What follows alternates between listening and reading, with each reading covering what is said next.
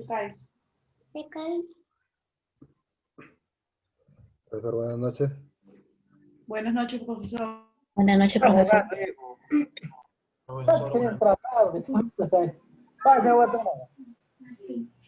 Buenas noches, doctor. Sí. Ya. ¿Para qué lo miras todo el Buenas día? noches, doctor. Buenas noches, compañeros. Buenas noches. Bien, bien.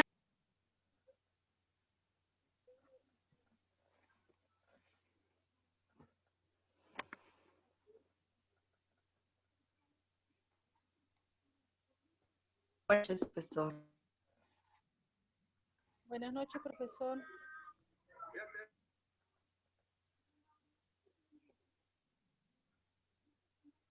Profesor. Buenas noches, profesor y compañeros.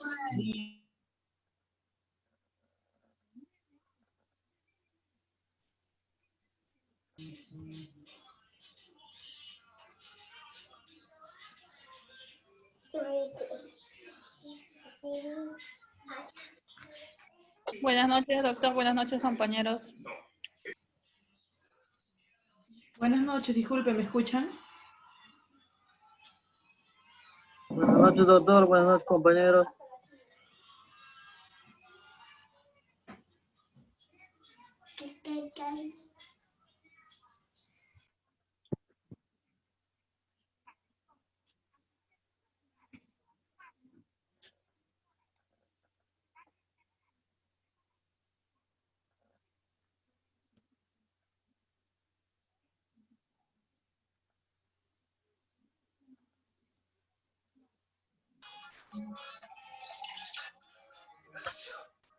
Buenas noches, doctor. Buenas noches, compañeros.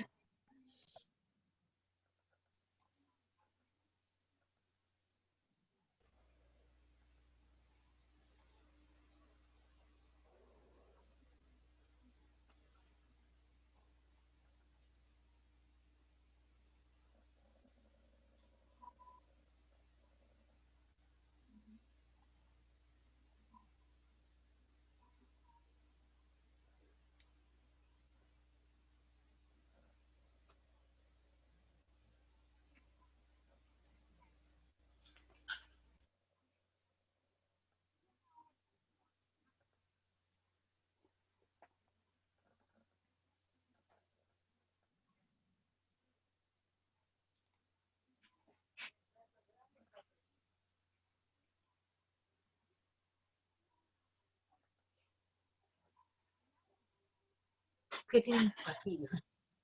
Ay, De amor. de amor. Buenas noches, profesor. Buenas noches, compañeros.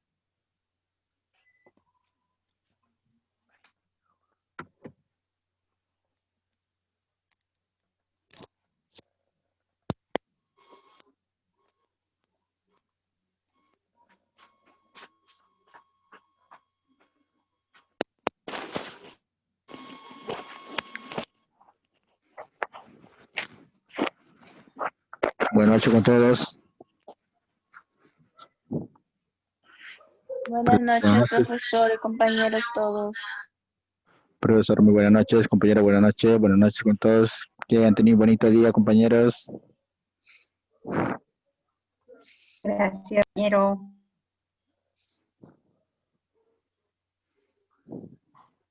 Buenas noches, doctor y compañeros.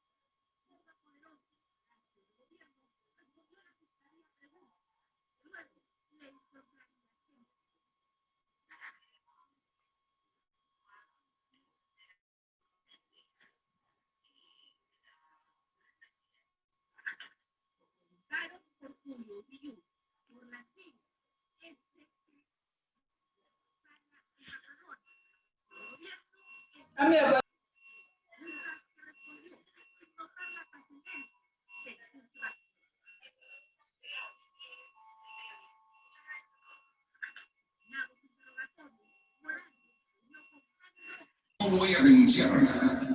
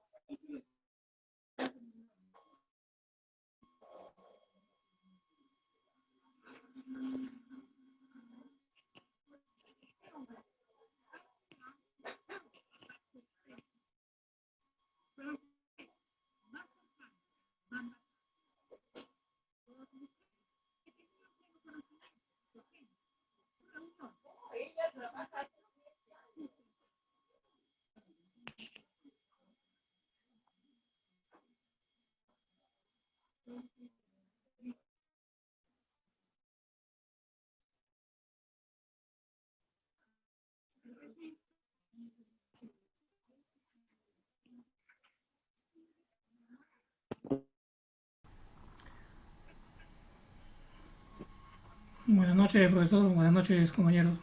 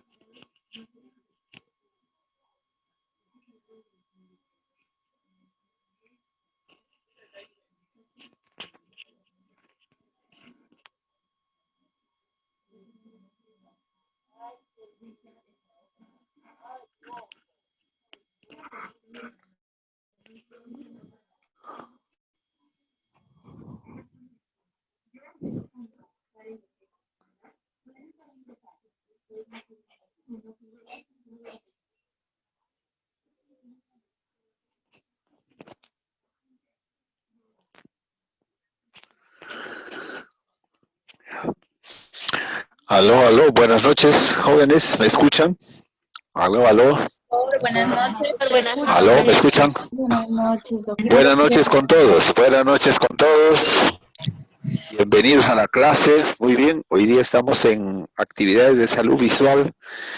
Bien, en la última clase entonces de emergencias, habíamos estado revisando, porque en emergencia vamos a tratar cuadros clínicos, y en estos cuadros clínicos que tratamos, obviamente son patologías, son enfermedades, y como hicimos la definición, ¿no? Es una condición clínica, depresión súbita o abrupta, y necesitamos un diagnóstico correcto para un tratamiento oportuno.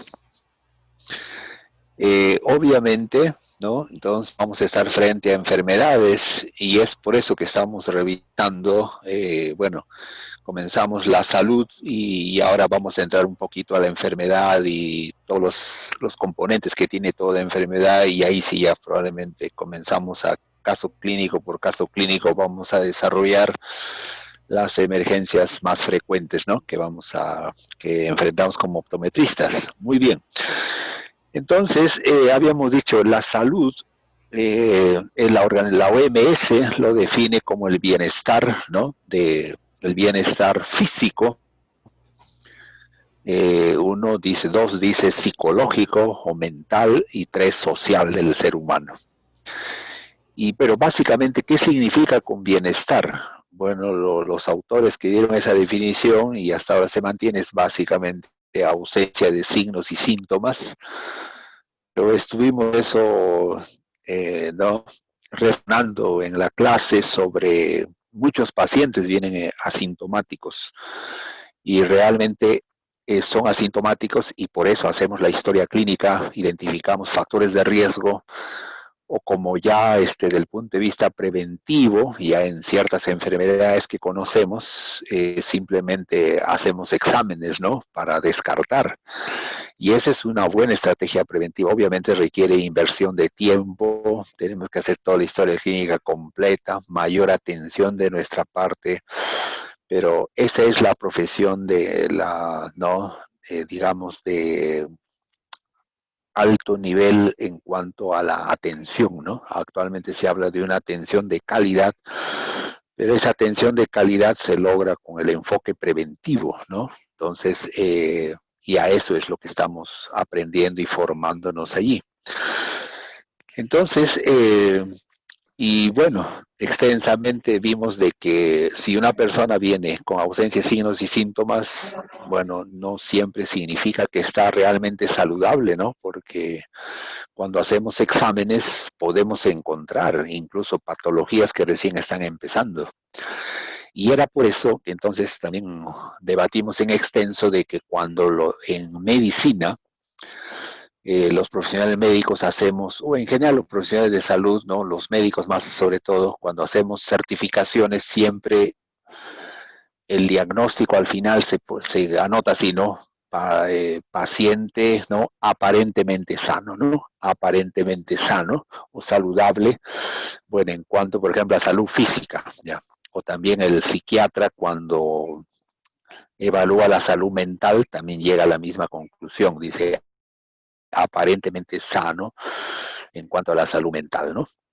¿Y por qué? Porque muchas veces, a pesar que hacemos la historia clínica y todo, y claro que todavía, por ejemplo, en medicina, diabetes, hipertensión, podemos hacer exámenes, oftalmología, podemos hacer fondo de ojo y exámenes, y podemos detectar, pero en salud mental es más complejo, ¿no? ¿Cómo podría el psiquiatra, el psicólogo, cómo podríamos revelar algo, digamos, un trastorno mental grave en una persona si aparentemente él se desempeña en cada área de su vida bien y siempre lo ha hecho y es bastante complejo, es bien complejo y no tenemos suficientes pruebas. Ahora, en psicología se usa unos test, ¿no? Y esos tests, bueno, indican qué tipo de personalidad puede tener una persona y de acuerdo a eso si hay un potencial para que desarrolle, ¿no? Ejemplo,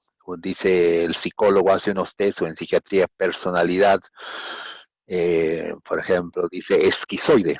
¿Qué significa eso? Que esa persona puede tener cierta conducta, un riesgo para hacer una psicosis, una esquizofrenia, o sea, la locura estamos hablando, ¿no? Y esa persona cuando ya desborden la locura, bueno, puede pues cometer tantas cosas, ¿no? Entonces, es más complejo en la salud mental, mucho más difícil, ¿no? Pero bueno, esa es la realidad y ahí estamos. Estuvimos debatiendo en extenso. ¿Y por qué dijimos todo esto? Porque la salud realmente, ¿cuándo empieza la enfermedad? Esa es una buena pregunta, ¿no? La enfermedad. Ahora nos referimos a la salud física, ¿ya? Porque la salud mental es otra área. La salud física. que son enfermedades orgánicas y que luego van a comprometer la salud ocular y obviamente la salud visual, ¿no? Para nosotros como optometristas. Entonces, ¿cuándo, digamos, se pierde la salud? ¿Cuál es el límite, no? Donde una persona está sana y pierdes, ahora empiezas a perder la salud, o sea, ya se altera la estructura, se altera la fisiología en el organismo y comienza ya la enfermedad, ¿no? ¿Cuál es ese límite? Ese límite, si quisiéramos precisarlo, ¿no? Bueno, realmente es complejo eso, ¿no? Bueno, todos sabemos de que, por ejemplo, cuando la fisiología se altera, obviamente detrás hay todos unos componentes moleculares, ¿no? Por ejemplo, estamos aprendiendo con profesor Navarro, estamos aprendiendo en primer semestre de que qué cosa capta el ojo, luz, el ojo capta luz. Pero ¿cómo es que ahora esa luz tiene que, bueno, cómo se da la visión? Y bueno, el profesor Navarro está enseñando de que cuando la luz es captada por los fotorreceptores de la retina, los conos y bastones, obvio la luz tiene que ingresar, película lagrimal, córnea, humor acuoso, cristalino, humor, todas las estructuras, tiene que refractarse la luz, lo atraviesa, todo estar sano, llega a la retina, en la retina los fotorreceptores captan esa luz y luego ahí viene una cantidad de reacciones químicas, son eventos moleculares, y se convierte esa energía luminosa en energía eléctrica. Y estamos hablando del impulso nervioso. Ahí se genera el impulso nervioso y ese es lo que va a viajar a través de las demás capas de la retina y luego el nervio óptico, toda la bióptica, y cuando llega al cerebro, ahí hacemos ya la interpretación de lo que yo veo. Entonces veo una persona, veo un objeto, bueno, veo la naturaleza, veo la forma, veo el color, puedo ver el movimiento y todo. Entonces, captamos luz, pero ahora tiene que convertirse en impulso nervioso, energía eléctrica, y ahí entonces ahora hay una serie de moléculas que están de por medio. Entonces, en la fisiología de nuestro organismo, cuando se dan las enfermedades, se altera, puede alterarse las estructuras, la anatomía, puede alterarse la fisiología, pero detrás de eso hay un cambio, hay una alteración molecular, ¿ves? O sea, ahí empieza, pero todavía aún antes de eso, muchos estudios refieren que la enfermedad se generaría a nivel del núcleo de las células, en el genoma. Habría alteraciones muy pequeñas en el ADN, en los ácidos nucleicos, etc. Y aparentemente la célula está saludable, el tejido está saludable y el paciente está saludable, pero mire, ya empezaron cambios moleculares, cambios en el genoma y bueno, ahora también hacemos exámenes de ADN, ¿no? Se examina el ADN, pero aún todavía es insuficiente para detectar estos cambios moleculares muy pequeños y entonces eso es bueno, lo que sabemos ahora, el por qué entonces en la vida diaria, ¿no? En la vida práctica diaria, no, a veces el paciente está muy saludable y él puede tener una enfermedad, pero ahora, ¿cómo lo detecto? ¿Cómo lo detecto, no? Entonces, esas son las limitaciones que tenemos, pero ese sería el punto, ¿no? Entonces, repetimos, el por qué entonces no podemos hacer a veces los diagnósticos muy precoces realmente cuando se inician por que la enfermedad, ¿no?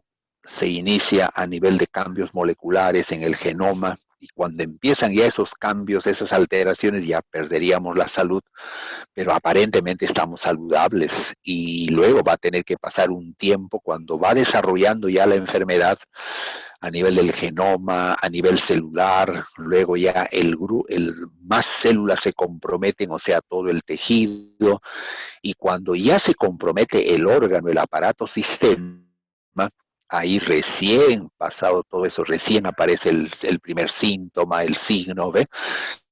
Entonces, el signo clínico o el síntoma aparece cuando ya ha pasado un tiempo importante del desarrollo de la enfermedad. Por eso que es si fuera posible, ¿no? Es una gran estrategia preventiva diagnosticar nosotros precozmente, ¿no? O como dijimos en prevención, evitar la enfermedad, ¿no?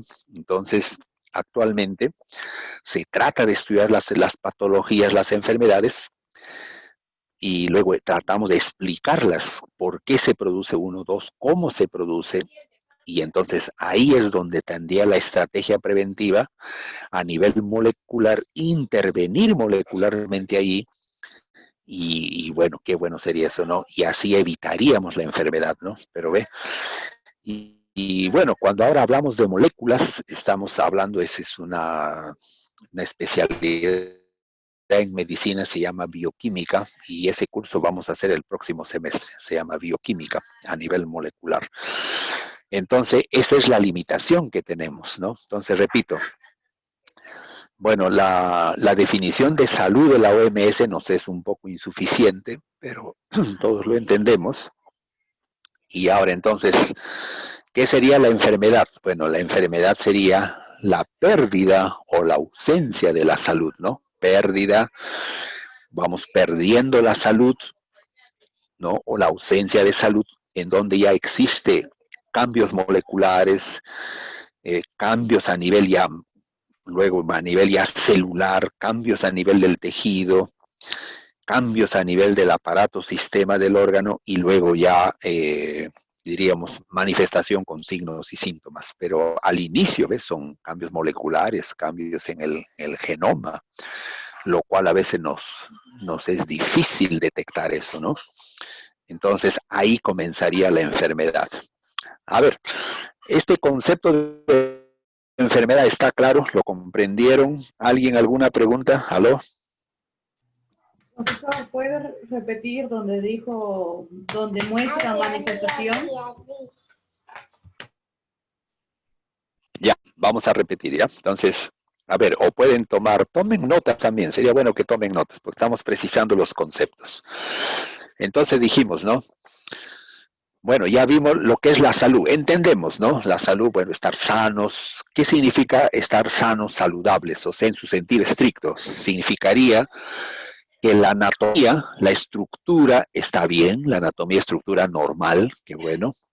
Significaría que la fisiología sea normal, todo funciona normal, qué bueno, ¿ve? Qué bueno. Pero ya cuando obviamente, ¿no? Estamos en un mundo donde hay contaminación, nos exponemos a tantas cosas, la edad y tantos factores, ¿no? Entonces puede alterarse ya esa anatomía, se altera la fisiología y ahí ya comenzaría la enfermedad, ¿no? Entonces, ¿qué sería la enfermedad? Bueno, la enfermedad es la falta, ¿no? Es la falta de, digamos, de salubridad, es la deficiencia, una ausencia de la salud, ¿no? Obviamente, donde existe ya cambios, ¿ve? Hay cambios, ya perdemos la normalidad, y esos cambios serían a nivel molecular, ¿no? Profesor, disculpe, hay compañeros que quieren ingresar. No sé si los puede aceptar.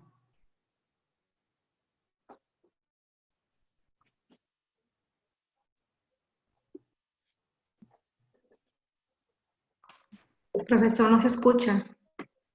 Profesor, no lo escuchamos. Profesor. Aló, aló, ¿me escuchan? Aló, aló, ¿escuchan? Profesor, una consulta. Aló, aló. Ahí ya. Profesor, ¿me Ya. escucha? Eso va relacionado a lo Sí, que es la le escucho, sí, le prevención escucho. terciaria. Ya. Cuando, en prevención terciaria dijimos, ¿no? ¿Cómo viene el paciente en prevención terciaria? Viene ya cuando tiene signos y síntomas y usualmente ya la enfermedad está avanzada, ¿no? Ya así viene el paciente, signos y síntomas y avanzada la enfermedad. Y a veces, como ya también, a veces el mismo paciente dice, doctora, fui al hospital y me han dicho que tengo esto, el otro, ya. Es más sencillo, ¿no? En cambio, en prevención secundaria, cuando hacemos la historia clínica o prevención primaria, ahí sí el paciente viene asintomático, aparentemente sano, ¿no? Asintomático, ¿no? Entonces, es ahí donde estamos presentando esto, ya. Entonces cuando ya altera la anatomía, la fisiología, empieza empieza la normalidad.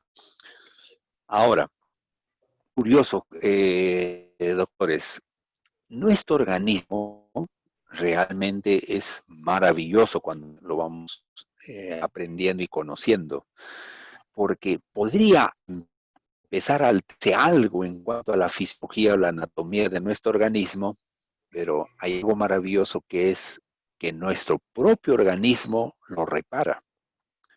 Esto es maravilloso realmente cuando vemos y conocemos el mismo organismo trata de resolver cualquier cambio en la función y cualquier cambio en la anatomía. Entonces, cuando ya persiste, ¿no? Persiste el daño o el agente etiológico, lo llamo, más adelante vamos a repetir esta palabra, etiología, que sería la causa, se vea el daño, digamos, etiológico, o sea, lo que causa la enfermedad, ahí es donde a veces ya el organismo se hace insuficiente en su reparación y ahí es donde pierde el control y entonces la enfermedad empieza a desarrollarse. Pero en su inicio, lo normal es que si algo se altera en la anatomía de la acción, el organismo trata de resolverlo. Eso es algo maravilloso, ¿no? Cuando empezamos a entender el organismo, funciona. Entonces, la enfermedad, ¿no? Sería la ausencia de la salud, la deficiencia de la salud, cuando ya hay alteraciones tanto en la anatomía, alteraciones en la fisiología, obviamente que lo está ocasionando, algo que lo ocasiona, ¿no? Daña a algunos factores. Pero dijimos también que estos cambios en cuando ya se da la enfermedad, o sea, ya cuando hablamos de enfermedad ya estamos, bueno, obviamente ya se perdió la normalidad, ¿no? O sea, ya quizás la fisiología o la anatomía se pierde, o el genoma a nivel del funcionamiento de los ácidos nucleicos en el núcleo se pierde. Entonces, ¿dónde comienza este cambio? Dijimos, comienza a nivel molecular, a nivel de átomos, moléculas, comienza. Y luego, como va continuando, progresando este daño, luego ahí es donde podemos ver ya incluso a la microscopía el daño de la célula, ya se observa. Y luego el daño del tejido, luego el daño o el compromiso ya del órgano, aparato o sistema, ¿ve? El daño del órgano, aparato, sistema, y es cuando recién ahí aparecen ya los signos y síntomas, ¿ve? Entonces, qué bueno sería, ¿no? Que recién comienza la enfermedad el primer día y ya tengamos un síntoma, un signo. En medicina no es así. Generalmente el signo síntoma aparece cuando ya hay un compromiso importante de la anatomía o la fisiología, y lo cual es una desventaja, ¿no? Pero aún así, cuando nosotros hacemos una historia clínica, ¿no? Paso a paso y todo, como estamos enseñando, o podemos identificar factores de riesgo, trataremos de hacer el diagnóstico precoz, y qué bueno, pero también aún con diagnóstico precoz, a pesar, ¿no? De todo lo que estamos comentando, siempre habrá, digamos, si logramos controlar la enfermedad, excelente, ¿no? Será muy bueno para el paciente, ¿no? Entonces decíamos, a ver, hasta aquí, ¿el concepto de enfermedad está claro? ¿O alguna pregunta? Enfermedad. O sea, cuando ya perdemos la salud, que comienza a nivel molecular, va progresando, ¿está claro esto? ¿Alguien, Sí, jóvenes? profesor. ¿Alguien? A ver, adelante, doctora, le escuchamos. Pregunte. Consulte. ¿No?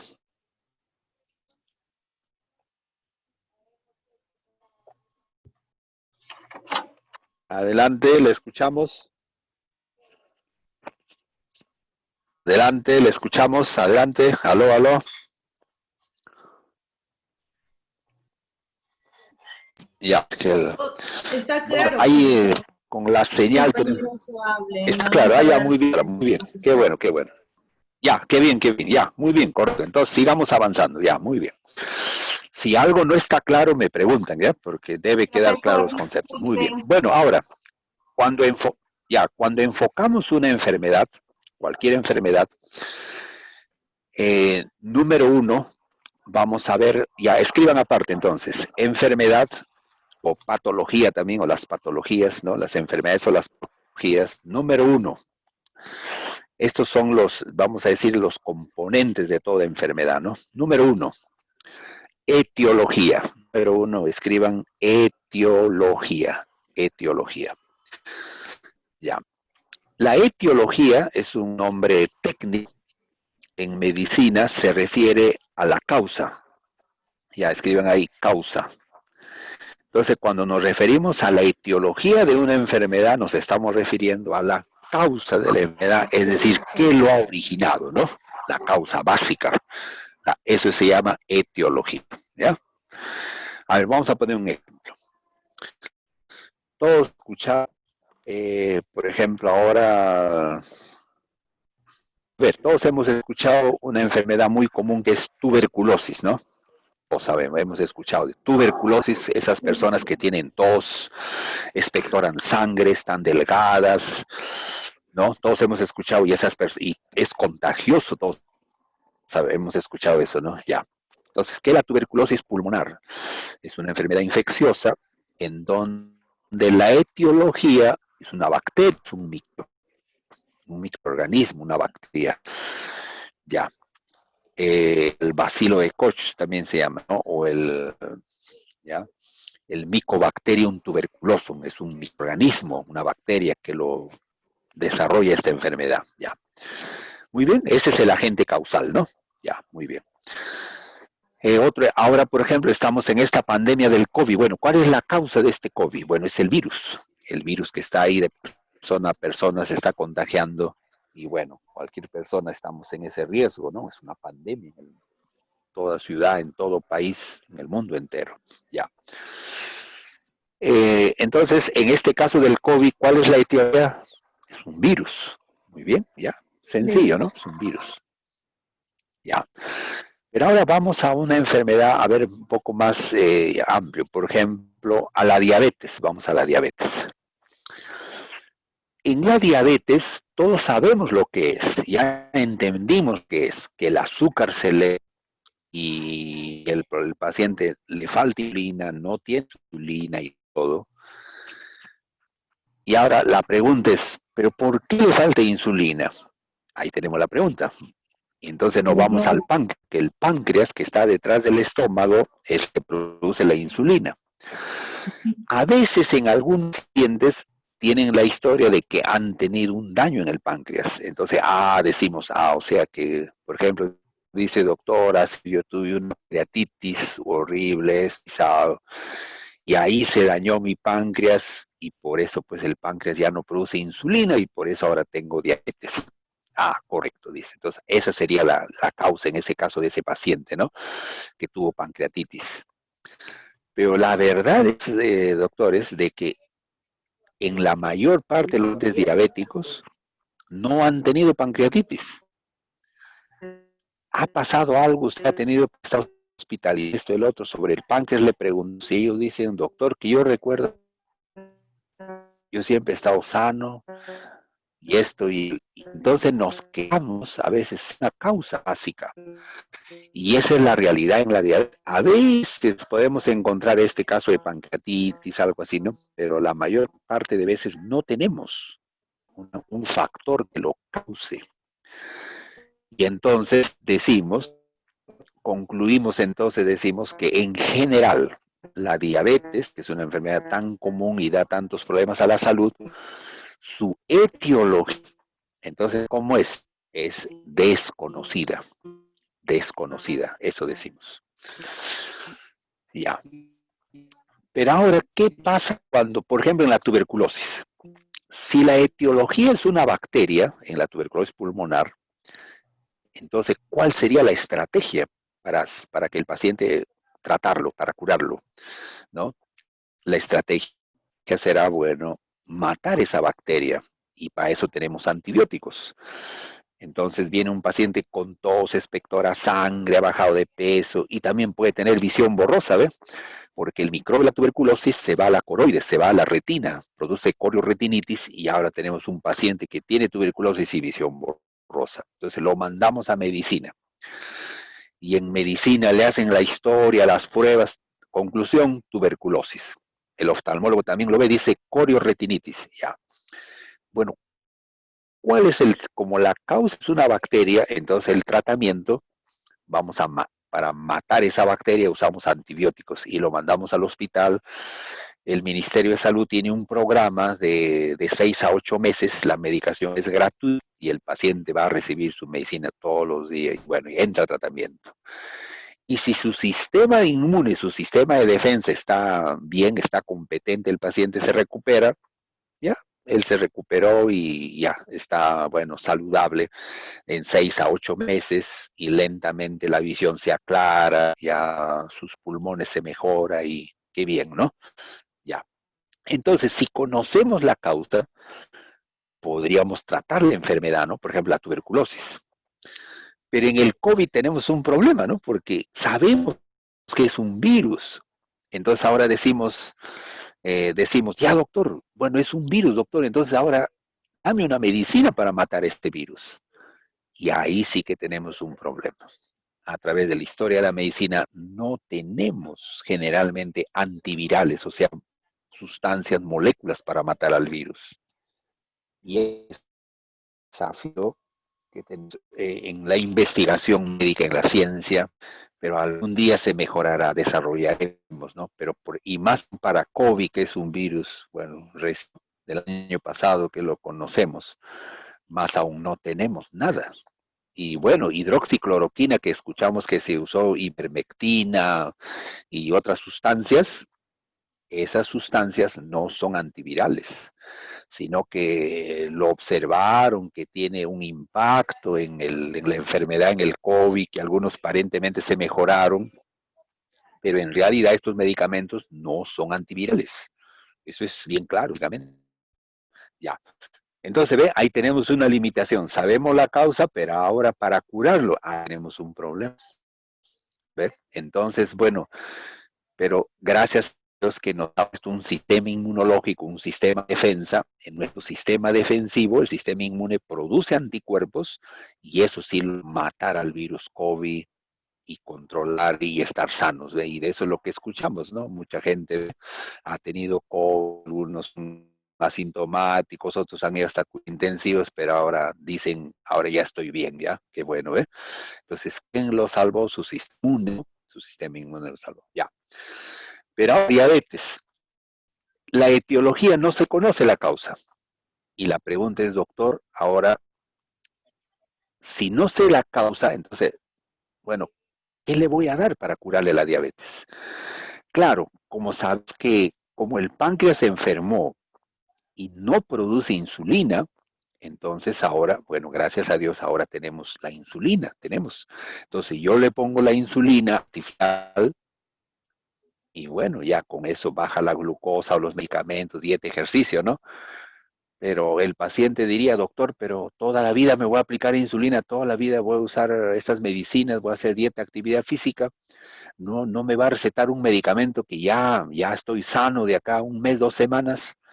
Bueno, le diremos, lamentablemente eso no existe hasta ahora. Pero, doctor, estamos 2020, porque hasta ahora nadie en el mundo sabemos la causa básica. Claro que sabe, el páncreas se dañó y no hay insulina. Entonces, lo que sí, en insulina sí te vamos a poner, pero darte cura, o sea, que yo te aplico un medicamento y ahora tu páncreas que empiece a producir insulina, no lo tenemos todavía. Bueno, no lo tenemos ahora, ¿ve? Entonces, hay una limitación de la ciencia médica, ¿ve? Entonces, aprendamos esto, que cuando no conocemos la causa, no podemos curar esa enfermedad porque no sé la causa básica. Y seguimos investigando y Dios quiera que el próximo año descubrimos algo y tratemos de curar, ¿no? Vamos a otro ejemplo. La hipertensión arterial, ¿no? Que siempre hemos estado enseñando, también hemos hablado bastante del primer día de clase. Hipertensión arterial, ya. Tomamos la presión y le detectamos presión alta, ya. Y él dice, yo no tengo ningún síntoma, no me duele nada, no tengo nada, veo perfecto, pero la presión está alta. Y le mandamos al hospital y en el hospital le confirman el diagnóstico. Y él dice al paciente, ahora pregunta, doctor, ¿pero por qué? Y a veces encontramos factores de riesgo, obesidad, sedentarismo, antecedente en la familia, colesterol, el hábito de fumar, estrés, lo que mencionamos, ¿no? Pero a veces no encontramos jóvenes ningún factor de riesgo y todos nos quedamos asombrados. Pero ahora mismo, hasta ahora mismo, 2020, que ya, bueno, ya septiembre, en el mundo entero, el 90-95% de casos de los pacientes hipertensos no sabemos la causa básica. Pero el estrés, doctor, la preocupación, claro, ese es un factor de riesgo, que esto hace que más te eleva la presión. Pero la causa base, o sea, ¿por qué se elevó tu presión? ¿Por qué se empezó a disparar tu presión? Hasta ahora no lo sabemos. ¿Y qué significa eso? Que no lo podemos curar. Entonces, es por eso que todo paciente que tiene presión alta, tiene hipertensión, el consejo es que tendrá que tomar medicina toda su vida, tiene que tomar medicina, toda su vida. Porque el día que no tome el medicamento, ¿qué pasa con la presión? Se eleva, se dispara, y cuando ya se dispara, produce grandes hemorragias en el cerebro, grandes hemorragias en la retina, y ahí ve, ya se alteró la salud ocular, ya la salud visual se altera, ¿ve? Pero estamos entendiendo de dónde viene esto, ¿no? Entonces, aprendamos esto. Etiología. ¿Qué es la etiología? La causa básica de la enfermedad. Si no conocemos la etiología, nos es difícil tratar.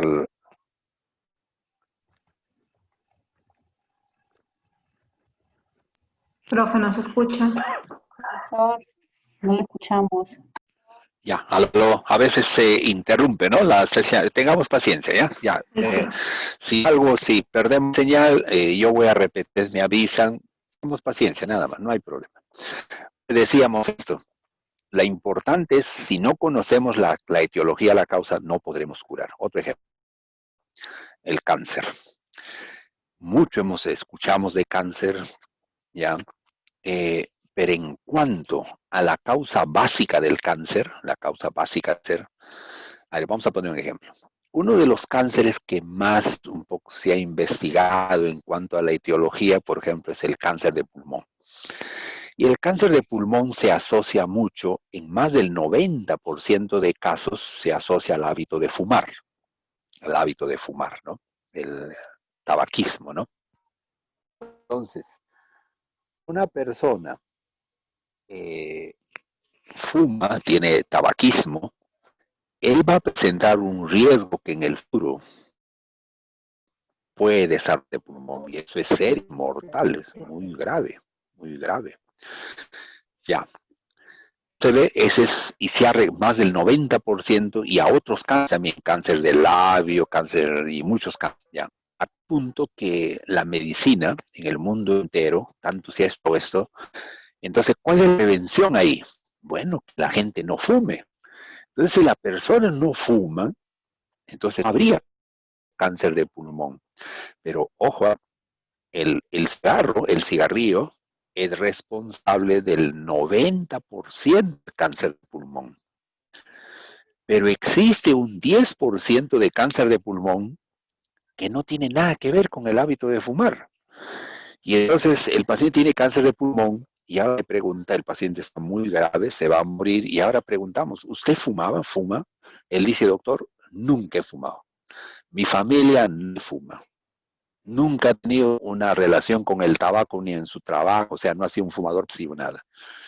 Y realmente nos quedamos en la incertidumbre, doctores. Y hay varias teorías, ¿no? Y de eso vamos a enseñar todo eso más adelante, pero solamente es ejemplo, ¿no? Y así. Y entonces, simplemente el paciente tiene cáncer de pulmón, pero no fuma, ¿ve? Entonces, ahora, ¿cuál será el factor? Hay un gas radón y tantas cosas existe, pero más adelante profundizaremos.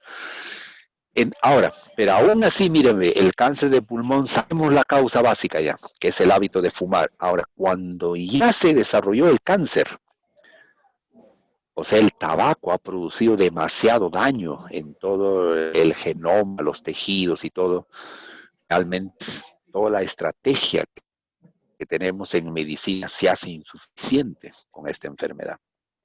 ¿Ve? La limitación que tenemos, ¿no? ¿no? Por eso en cáncer de pulmón, más que tratar, es la prevención y lograr convencer a la población que no fume, ¿no? Pero como digo, está relacionado hasta el 90%, ¿no? Ahora, cáncer de estómago, ¿ve? De cáncer de estómago. Y ahora hemos dicho, toda enfermedad puede dar problema ocular y visual, claro. Un cáncer de estómago ahora da una metástasis, o sea, las células cancerosas a través de los vasos sanguíneos llegan a la coroide de la retina y nuestro paciente tiene problemas visuales, ¿ve? Pero de fondo está el cáncer de estómago. Y ahora, la gran pregunta es, ¿cuál fue? O sea, ¿por qué desarrolló el cáncer de estómago? Y ahí sí, hasta ahora, no tenemos nada claro. Hay teorías, dice, comió esto, comió el otro, no comió, bueno, en fin, todos son teorías, pero algo concreto no tenemos la causa. Y si no tenemos la causa, ¿qué vamos a tratar? Y este es un cáncer muy agresivo. Una vez que ya presenta los signos, los síntomas, en cuestión de 3, 4 meses se murió el paciente. Así de agresivo es este cáncer, ¿ve? Entonces, ¿qué estamos queriendo decir, doctores? Que en medicina, y esto es serio y lo decimos tan claro, de que toda enfermedad, bueno, ya entendemos, ahora la causa, pero muchas enfermedades, muchas, no conocemos la causa. No conocemos la causa básica. Vamos a un ejemplo en oftalmología. Por ejemplo, el glaucoma crónico. Ahí está, el glaucoma crónico. Sabemos mucho, el profesor Navarro está enseñando el humor acuoso, fluye el humor acuoso, el nervio todo, sabemos mucho. Pero cuando el paciente empieza a desarrollar glaucoma y le estudiamos al paciente, glaucoma crónico, que al final se daña el nervio óptico y el paciente va a terminar en ceguera, veremos qué lo ocasionó a la causa básica, pero en general, en la más del 90% más de casos, no sabemos la causa.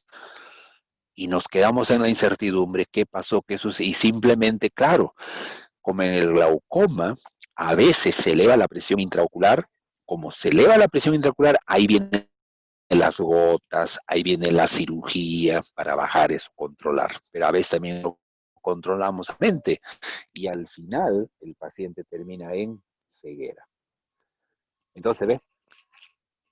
¿Cómo es que no conozco la causa? ¿Cómo voy a tratarme? Es difícil el tratamiento. Y esa es una limitación que tenemos. ¿Ve? Otro ejemplo. La degeneración macular senil. Paciente de más de 60 años, ahora los conos de la mácula empiezan a morirse. Y él entra a 65 años. Y se mueren los conos. Ahora, pero la pregunta es, ¿por qué se están muriendo los conos? Y él está bajando su agudeza visual, no ve los colores, los objetos se deforman, y el paciente está muy preocupado, y esto va a progresar y puede terminar en ceguera. Y doctor, pregúntale al oftalmólogo, ¿por qué? Y el oftalmólogo dice, bueno, no sabemos, es la respuesta. O a veces algunos dicen, es que es la edad, pues la edad, usted tiene 70 años.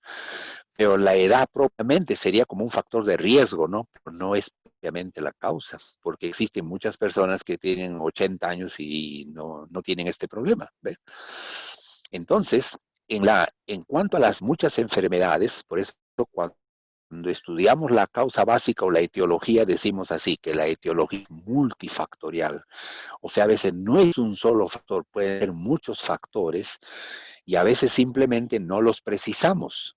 Y lo importante es que si yo no conozco la básica de por qué la enfermedad, es que no lo podemos tratar, no podemos curarlo.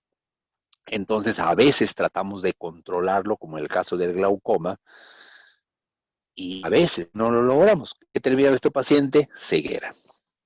Y un ejemplo más en cuanto a salud ocular visual. Nuestro paciente puede tener retinosis pigmentosa. La retinosis pigmentosa es una enfermedad que se presenta en niños y jóvenes, estamos hablando primera década, segunda, tercera década, en donde los fotorreceptores, o sea, tanto conos y bastones, de pronto empiezan a morir. Y empieza, bueno, y ya cuando eso avanza, obviamente, ¿no? Pero a veces podemos hacer diagnóstico precoz porque hay pigmentaciones en el fondo de ojo y el paciente puede tener agudeza visual 20/20 esta noche, 20/20, todo es excelente. Pero le hacemos el fondo de ojo y vemos una serie de pigmentaciones, alteraciones, y en vez de preocuparnos, le hacemos otros exámenes y confirmamos el diagnóstico, retinosis pigmentosa. ¿Qué significa? Que en el futuro van a seguir muriendo sus conos y bastones, va a bajar la agudeza visual y va a progresar y al final va a terminar ¿en qué? Ceguera. Pero doctor, usted es el oftalmólogo, usted es el especialista en retina, o nos podemos ir a, bueno, a cualquier país del mundo. Doctor, he venido desde Perú y deme una medicina para que ya no se mueran los conos y bastones.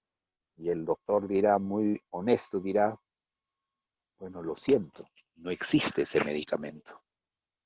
El médico dirá, yo le entiendo a usted su preocupación, cómo estaríamos preocupados. Pero esa es la lección que tenemos en la ciencia, no tenemos, porque no sabemos la causa básica.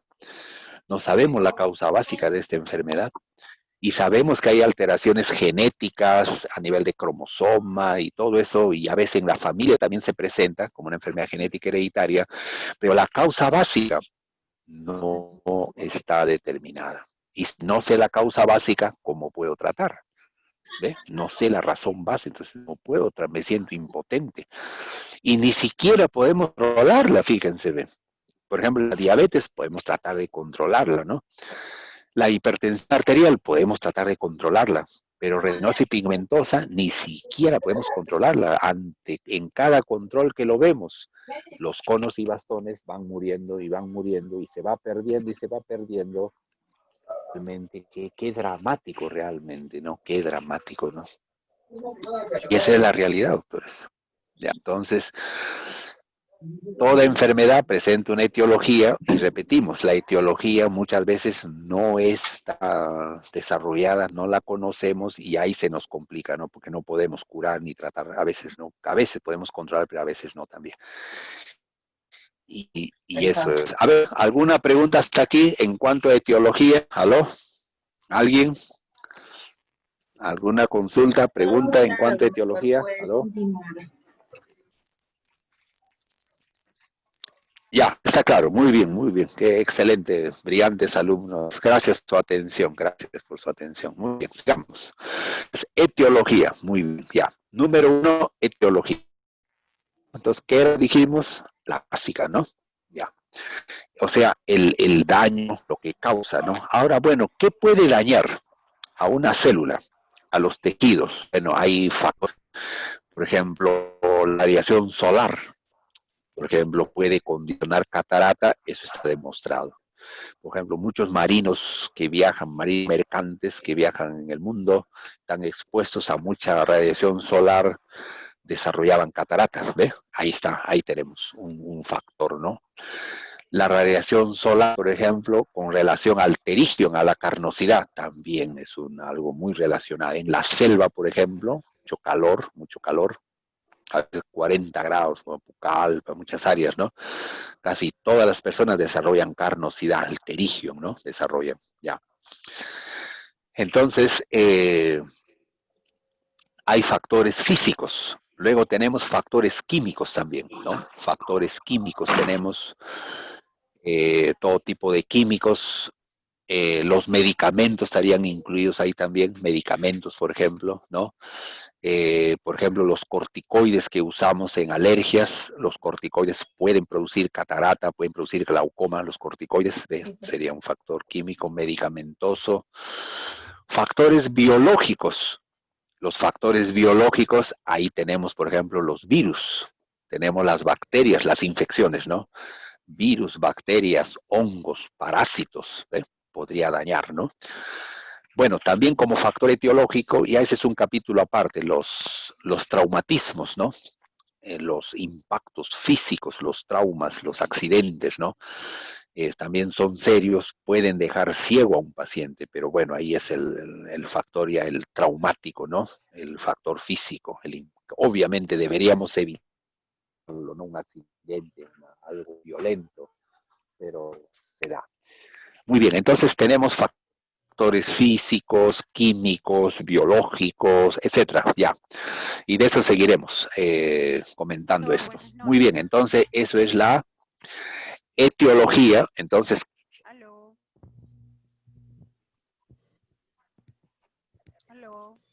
entonces en la etiología, dijimos que es la etiología, la causa básica. Si lo conocemos, que bueno, podemos tratar de resolver, ¿no? De tratar la enfermedad. Pero si no conocemos la etiología, ahí es más complejo, ¿no? Muy bien, ya. Entonces, número 1, la etiología. Número 2, aparte escriban. Fisiopatología. Fisiopatología. La fisiopatología significa la alteración funcional, la alteración de la función en la enfermedad. Eso es lo que significa fisiopatología.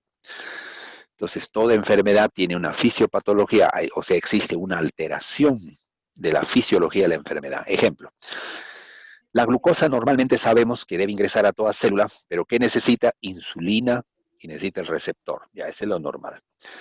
Pero cuando ya empieza la diabetes, no hay insulina. Hay poca insulina, entonces la glucosa ya no ingresa a la célula. Como la glucosa no ingresa a la célula, ¿qué pasa con la glucosa? Se queda fuera de la célula y se acumula en la sangre. Entonces es por eso que la glucosa empieza a elevarse en la sangre, ¿no? Y como vimos, lo normal es de 80 hasta 110 miligramos por decilitro, pero como no ingresa a la célula, empieza ya a acumularse en la sangre, y a más de 110 es anormal, 115, y cuando llega a 126 ya decimos que es diabetes, ¿no? Eso es fisiopatología, o sea, cuando se altera la función. Muy bien, entonces tenemos la etiología, la causa básica, la fisiopatología, o sea, el mecanismo, ¿no? Cómo se desarrolla. Y claro, eso sí, la ciencia en medicina siempre hemos tratado de tener una explicación qué sucede en la enfermedad, ¿no? Y bueno, algo conocemos de la fisiopatología para cada enfermedad, cómo se produce el daño y todo eso, pero quisiéramos saber siempre la etiología, ¿no? Lo que causa, y como repetimos, no siempre sabemos la causa. Muy bien. Entonces, número 1, en toda enfermedad reconocemos la etiología, la causa. Número 2, la fisiopatología. Número 3, toda enfermedad ahora cuando ya desarrolla la fisiopatología, estudiamos la clínica, escribe clínica. Número 3, clínica. La clínica significa ya la manifestación de la enfermedad, o sea, cuando ya la enfermedad se manifiesta. Cuando la enfermedad no se manifiesta, o sea, no hay signos, no hay síntomas, decimos que la enfermedad es asintomática, ¿no? Asintomática, ¿no? Ya. Y cuando ya existe presencia de signos y síntomas, ya decimos que la enfermedad ya se manifiesta, es decir, ya hay aspectos clínicos. Por eso nos referimos cuál es la clínica de la enfermedad. Entonces, cuando nos referimos a la clínica de una enfermedad, nos estamos refiriendo a los signos y síntomas, ¿ya? Signos y síntomas. Y bueno, ya esto explicamos, ¿no? En las primeras clases dijimos que era un síntoma, es todo aquello lo que el paciente siente, ¿no? Eso es un síntoma. Y signo es todo aquello que, digamos, nosotros podemos percibir. Eso es un signo, ¿no? Lo que podemos percibir nosotros cuando lo examinamos al paciente, ¿no? Eso es un signo.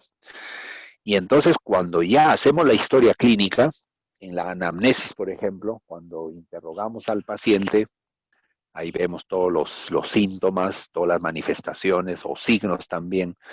Y cuando examinamos ya identificamos más signos clínicos y ahí ya entonces formamos lo que se llama los síndromes, ¿ya? Los síndromes.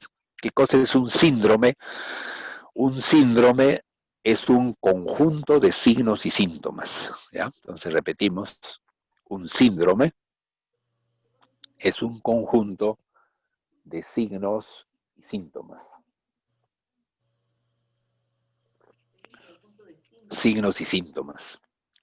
Y cuando ya tenemos los signos y síntomas, y ya obviamente con toda la historia clínica, ¿no? Los factores de riesgo y todo, ya podemos pensar ahora en una posible patología, en una posible enfermedad, ¿no? Ahí viene ya. Por eso hacemos la historia clínica, tiene un valor importante, porque sin la historia no podríamos tener, ¿no? Estos datos. Pero también ahora, ¿cómo empezó? ¿Desde cuándo empezó este proceso? Todo el seguimiento hacemos, pues eso se llama historia, hasta el momento que llega el paciente, ¿no? Entonces, clínica, ¿qué significa? Presencia, el estudio de todos los signos y los síntomas, ¿no? Muy bien. Número 4. El cuarto aspecto de una enfermedad es, bueno, cuando ya el paciente ahora tiene síntomas, él viene a consulta. Va al médico, va al médico oftalmólogo, va en el optometrista, puede ir en una enfermera, bueno, en algún profesional de la salud, ¿no? Y vienen nosotros, y entonces nosotros, ¿qué hacemos? La historia clínica. Y de acuerdo a la historia clínica, todo ese interrogatorio, el examen minucioso, todo esto, llegamos a una conclusión que se llama diagnóstico. Entonces, número 4, toda enfermedad tiene un diagnóstico. ¿Ya? Debemos hacer un diagnóstico. ¿Ya? Diagnóstico. Ahora, este diagnóstico se llama así, diagnóstico presuntivo. Entonces, ese es el primer diagnóstico que hacemos. Se llama diagnóstico presuntivo. ¿Por qué presuntivo? Porque es una presunción. O sea, ¿qué significa presunción? Es una probabilidad. Miren, todavía a veces no estamos, o sea, seguro no estamos. Por eso luego haremos los exámenes auxiliares. Entonces, diagnóstico presuntivo o diagnóstico probable. Pero por eso ya hice toda la historia clínica en detalle, lo examiné. Entonces, ya llego al diagnóstico probable. Pero ya mencionamos, ¿no? En historia clínica dijimos que cuando hacemos la anamnesis, con la anamnesis llegábamos hasta un 50% del diagnóstico, ¿ve? Del diagnóstico presuntivo, 50%, miren, ¿ve? O sea, puede haber un 50% de error, ¿no? Pero cuando hacemos el examen físico, en detalle, y ya hemos referido eso, podemos llegar a un diagnóstico, a un 95% del diagnóstico presuntivo. Miren, ¿ve cuánto nos acercamos al diagnóstico? Pero aún puede haber de un 5 a 10% de error, puede existir, obviamente, ¿no? Muy bien. Entonces, planteamos nuestro diagnóstico presuntivo, ¿no? Probable. Ese es el número 4. ¿Ya? Número 5. Ahora, este diagnóstico presuntivo, probable, debemos confirmarlo. Tenemos que firmar, ¿no? Por ejemplo, el diagnóstico presuntivo nos puede parecer diabetes, me puede parecer glaucoma, tantas cosas pensar. Pero ahora tengo que confirmarlo. Entonces, ¿cómo lo confirmo? Ya, número 5. Escribe en tus notas exámenes auxiliares. Exámenes auxiliares. Los exámenes se llaman exámenes porque vamos a pedir una serie de pruebas y auxiliares porque nos van a auxiliar, nos van a ayudar para el diagnóstico. También se llaman exámenes de ayuda diagnóstica, es otro nombre. Un ejemplo, si yo estoy sospechando un glaucoma, ¿cuál es el examen ideal ahí? El fondo de ojo. Debo hacer el fondo de ojo, ¿no? Igual a veces, ya ves, ya por eso ya el fondo de ojo hemos dicho ya es parte del examen físico, ¿no? Parte del examen, ya de rutina debo hacerlo, ¿ve? Estoy sospechando una diabetes. ¿Cuál es el examen auxiliar? Le solicito un dosaje de glucosa. Le hago una orden, le digo, mañana va usted a la posta al centro de salud y le digo, se solicita dosaje de glucosa en ayunas, ¿ve? Estoy sospechando hipertensión arterial. ¿Cuál es el examen? Tomarle la presión. Pero ya hemos dicho que eso ya es parte del examen físico, ¿no? Porque ya tantos años hemos aprendido esto. Muy bien. Entonces, exámenes auxiliares Pedimos ¿para qué? Para confirmar el diagnóstico. Ujú. ¿Ya? Para confirmar el diagnóstico pedimos. Ahora, ¿qué tipo de exámenes existe? Exámenes auxiliares. Todos alguna vez hemos ido al doctor a una consulta. El doctor dice, a ver, se va a hacer usted examen de orina. Ese es un examen auxiliar. Examen de sangre. Ese es un examen auxiliar. Por ejemplo, está sospechando de anemia y nos dice, va a hacerse usted un examen de hemoglobina, ¿no? Nos pide hemoglobina, esto, el otro, ya. A veces el doctor dice, a ver, por ejemplo, un traumatismo, un golpe en el globo ocular, en la órbita, el doctor dice, vamos a tomarle una radiografía de la órbita, dice, ¿ve? ¿Qué es el examen radiográfico? ¿Qué examen es? Auxiliar. Si entonces el doctor quiere ver si hay una fractura en la órbita, y si en la radiografía saldrá, pues si ha habido una fractura, no se ha roto los huesos de la órbita. ¿Ve? Otro examen auxiliar, una tomografía, ¿ve? Una tomografía axial computarizada, a veces pedimos del cerebro, ¿no? Hemos escuchado tomografía, ¿no? Es un examen auxiliar. Ecografía, ¿ve? Hay también ecografía de abdomen, hemos escuchado bastante, ¿no? En una gestante, por ejemplo, ¿no? Queremos saber cómo está el bebé, ecografía. Pero también existe ecografía ocular, para evaluar el globo ocular. Es un examen auxiliar, ¿ve? Y entonces hay una cantidad de exámenes auxiliares, análisis de todo tipo, ¿no? Por ejemplo, ahora ve, un examen, estamos viendo un paciente a la consulta y él dice que su vecino está con COVID y ahora él está un poco como agitado. Y dice también, no estoy viendo bien, mi visión no está bien, y el ojo está rojo, entonces estamos sospechando, ¿qué estamos sospechando? El COVID. Pero tengo que confirmar. ¿Cómo confirmo? Le pido una prueba molecular, le pediré una prueba principalmente, primero molecular, después rápida también, las dos le pediré, y si salen positivas, la molecular, entonces diré, ve, ahí confirmo, usted está haciendo COVID-19, por eso está agitado su aparato respiratorio, y ese virus también está atacando su globo ocular, ¿ves? Me confirma el diagnóstico. Entonces, conclusión, ¿para qué pedimos los exámenes auxiliares, doctores? Los exámenes auxiliares se solicitan para confirmar. confirmar el diagnóstico. ¿Qué diagnóstico? Presuntivo. Ya. Ya. Ahora escuchen lo que voy a decir. Ya ustedes ya nos estamos conociendo y nosotros siempre pensé yo así, desde alumno de medicina en la universidad, que tenemos que ser transparentes, tenemos que ser claros. Porque no podemos engañarnos. Los profesionales de la salud somos honestos, claros somos, y así conversamos con el paciente. Ya, escuchen lo que voy a decir. ¿Cuántas veces hemos ido a un doctor? Yo recuerdo somos niños, jóvenes, los padres nos llevan al médico, ¿no? Y a veces el deber, escuchen esto, el deber del médico, del profesional de la salud, después que ha evaluado al paciente, ha hecho la historia clínica, su deber es decir, diagnóstico del paciente es, número uno, dar diagnósticos, ese es su deber. Pero ¿cuántas veces hemos ido a una consulta y terminó la consulta, ¿no? Y le preguntamos al doctor, ¿qué tiene mi familiar? ¿Qué tiene mi hijo, mi papá, mi abuelo? Y el doctor a veces no diagnóstico.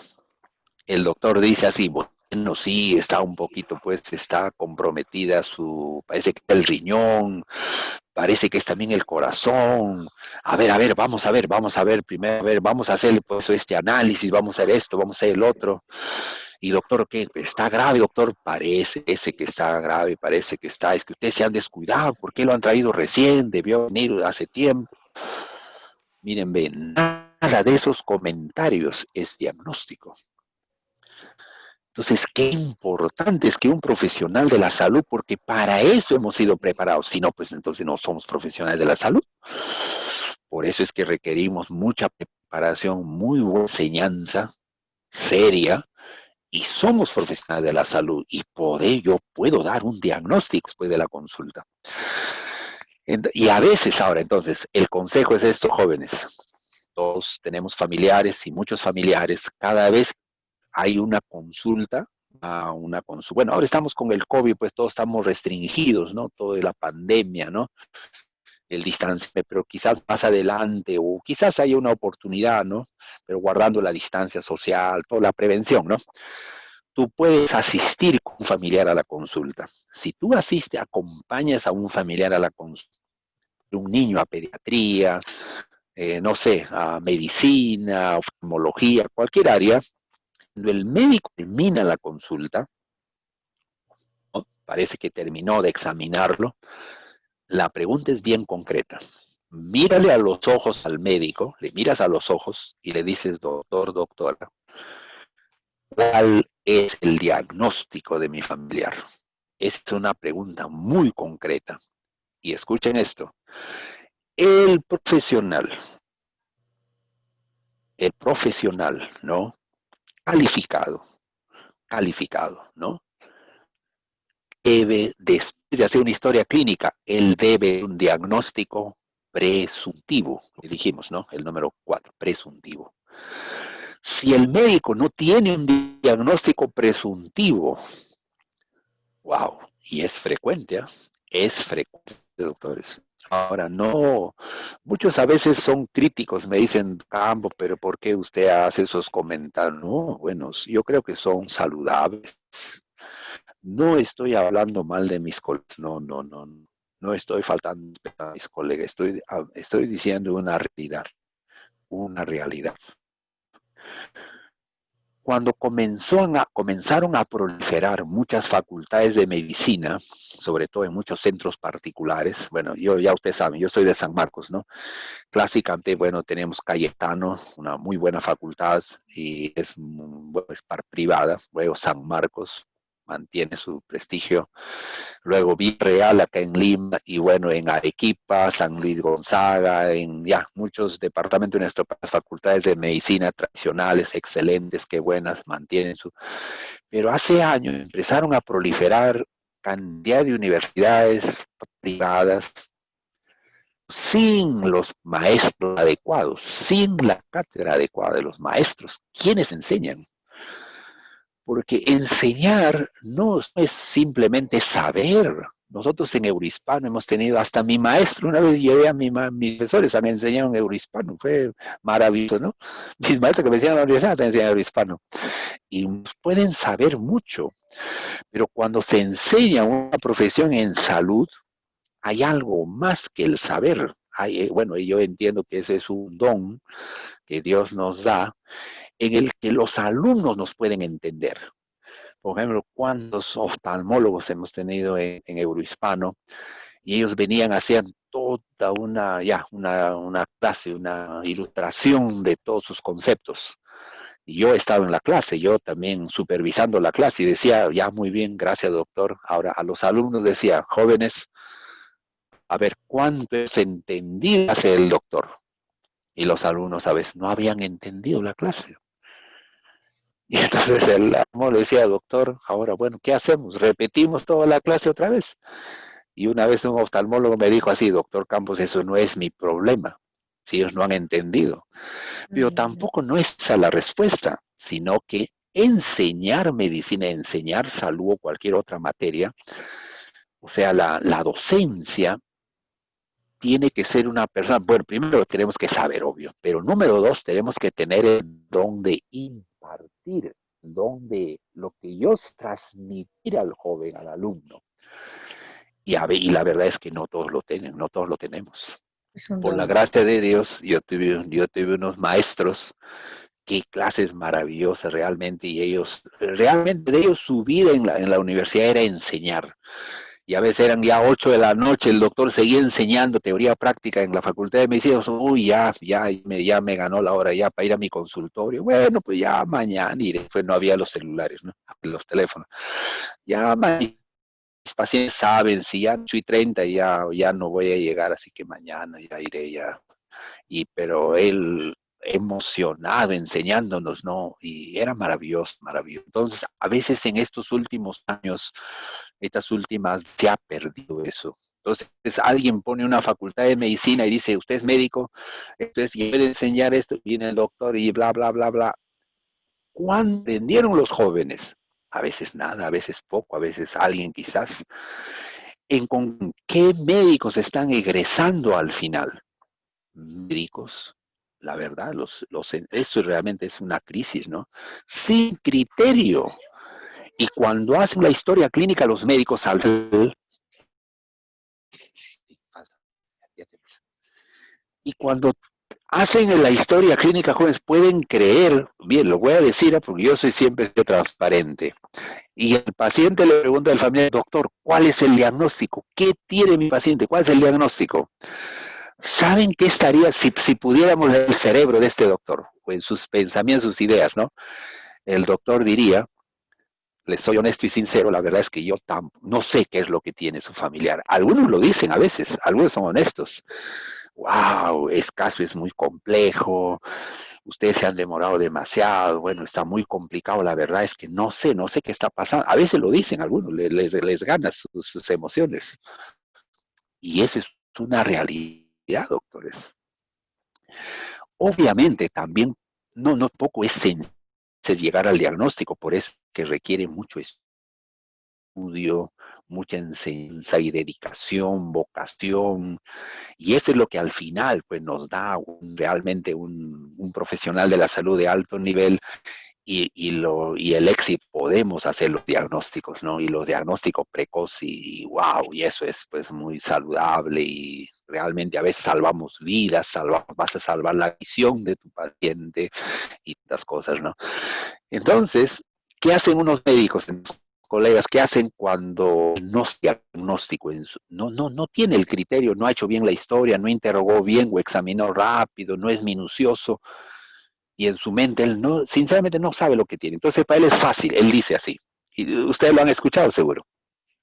Y los pacientes preguntan, dice, doctor, ¿pero cuál es el error que tiene? Entonces, vamos a ver, pues, ahora vamos a hacer este examen de orina, glucosa, urea, creatinina, vamos a hacer sangre, esto, ecografía, radiografía, tomografía, doctor, todo esto le vamos a hacer. Sí, doctor, ¿y cuánto va a costar? Bueno, pues tiene un esfuerzo por la salud del paciente, o ya, si tiene su seguro en su tiempo. Y entonces, vamos a saber qué es lo que tiene. Sí, dice el doctor. Quizás muchos de ustedes lo han experimentado también eso. ¿Entienden? Pero no es lo correcto profesional. Profesionalmente, después de terminar la anamnesis y el examen físico, debe el profesional tener diagnóstico presuntivo.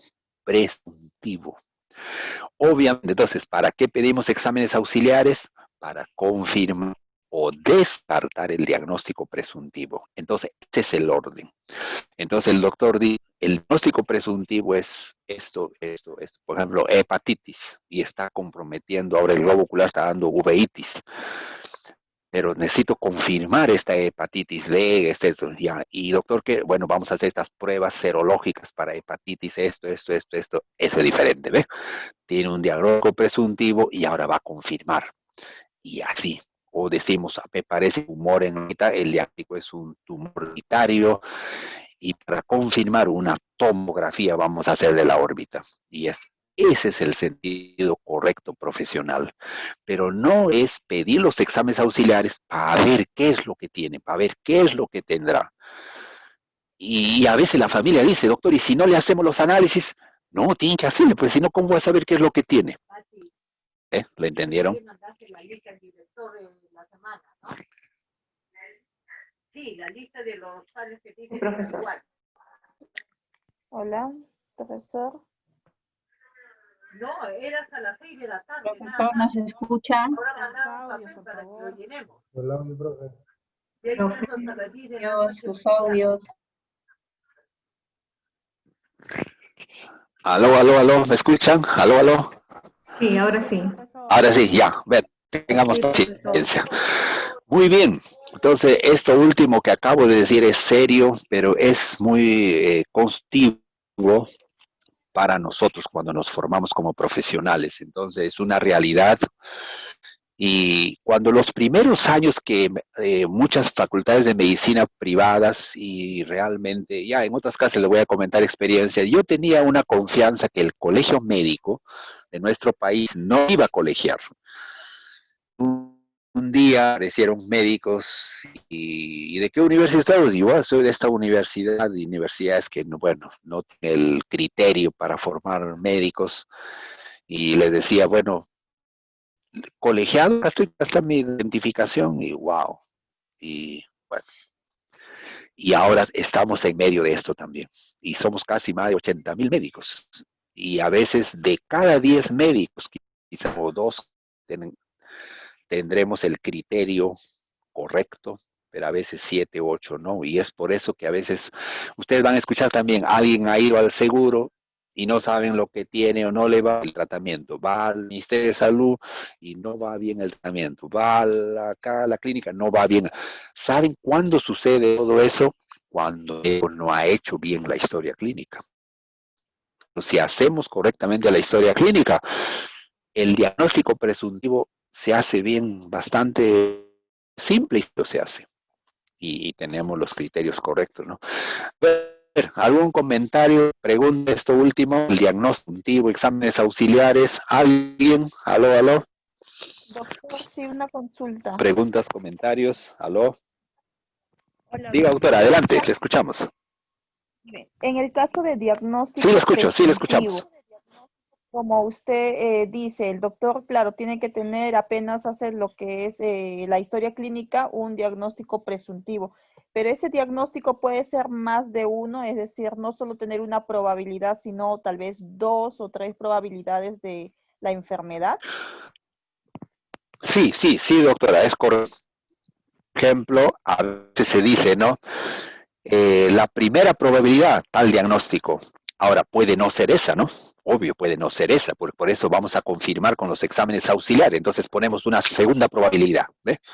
Y podemos poner una tercera probabilidad, así es, correcto. Y eso nos va a guiar la historia. Por eso dijimos que en un inicio, que cuando hacemos un diagnóstico, no es que a ti qué te parece, a mí me parece, no es que lo que nos parece, sino es la historia clínica y de acuerdo a eso llegaremos al diagnóstico. Así es. Sí, doctor, es correcto. Tenemos probabilidades y por eso es que ahora pasamos a los exámenes ya y diferenciamos ya para cuál será al final el diagnóstico definitivo. Doctora, gracias por su aporte. ¿Alguien más? A ver, pregunta, comentario. ¿Aló? ¿Aló? ¿Alguien más? ¿Aló, aló?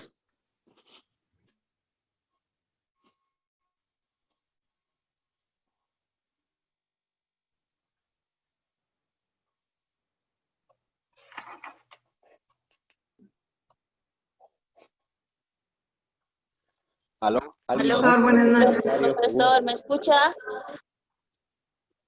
Sí, le escucho, doctora, adelante. Doctor, Escuchamos, una adelante. consulta. Doctor, no sé si podría subir las clases para poder también así practicar y leer más el tema. Ya, muy bien, muy bien.